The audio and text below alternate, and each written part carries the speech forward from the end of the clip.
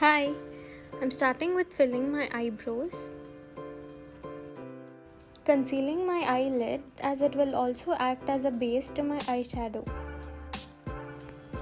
Taking a peachy tone for my crease. Applying a dash of brown on my lid. Drawing an imperfect line on my lash line. Blending that with a brown eyeshadow to give a smoky look. Concealing my dark circles and blemishes with Krylon Derma color. Taking a sheer coverage foundation for a dewy look. I'm using the Nykaa lip and cheek tint as my blush.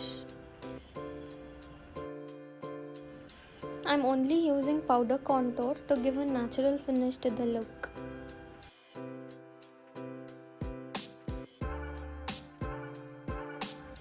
Highlighting the high points of my face using the shimmery shade in my eyeshadow palette.